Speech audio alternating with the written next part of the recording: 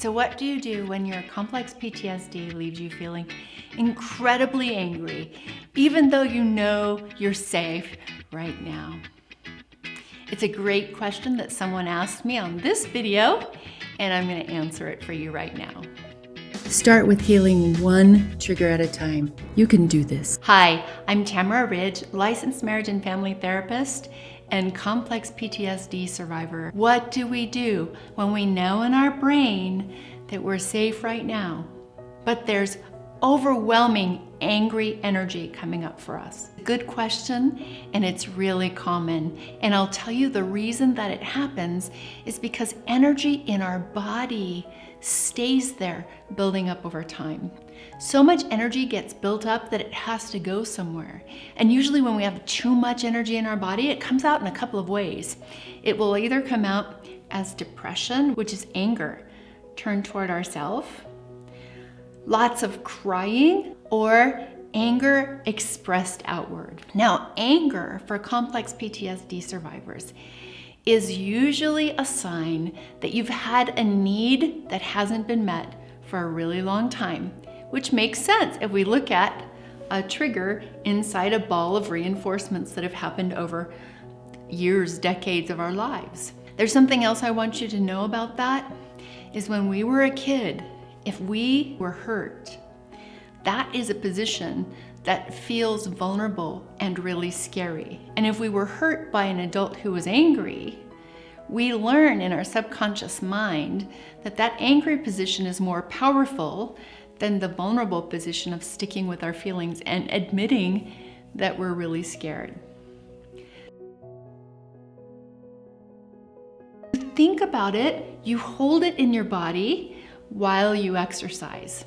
And the way I like to think about it is, if you think about like the DC comics or the Hulk, if you watched the Hulk when you were a kid, I might be aging myself, but that's okay.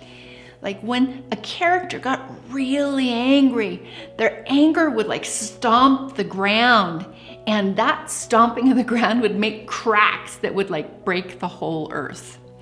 So I want you to think about the anger that goes with the trigger that isn't real now, but that's held in your body, because energy doesn't go anywhere. We don't create it, it doesn't go away. Unless we find a healthy way to release the energy, it's gonna stay in our body. And then when we're triggered, it's gonna come out in full force. So, exercise. Hold the images, the memory, and the anger in your mind, in your body, while you're exercising. And spend that energy cracking the earth with your feet. Don't hurt yourself. Don't exercise if your doctor doesn't want you to. But I found it very helpful to be able to push that energy into the ground to get it out of your body. Many trauma survivors have learned that anger is a scary emotion to express. And so we clamp it and hold it down and don't want to let it out until it overtakes us. And then we have this explosion. So think about that seed that's the foundation of the injury where your trigger came from. And the years of time where events happened over and over and over again to reinforce the reality that you weren't getting your needs met, that confirm that whatever it is that you're upset about is something to be upset about. And you have reinforcements over and over again, building that energy in your body. And then add to that, not giving yourself permission to express it. It's going to come out unless you find an avenue to release it from your body. So that's what you do with the anger.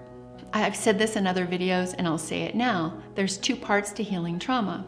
One part is heal the triggers. The second part is deal with the emotions that are connected to why that trigger was there in the first place. So now, if you're looking at anger, look a little deeper. What is it that you're angry about? What are the really good reasons that you're angry? Look at the why and empathize with yourself. Give yourself the opportunity and the permission to say, What happened to me was really screwed up. So when there's anger, there's a really good reason. Find the really good reason. Find someone who will hear you in a compassionate way and use that energy in a constructive way to exercise, to move it out of your body. Because the energy that doesn't get out of your body and gets stored there because of your trauma will do destructive things. Whatever it is, give yourself compassion for the anger and look for the reasons, because it's okay.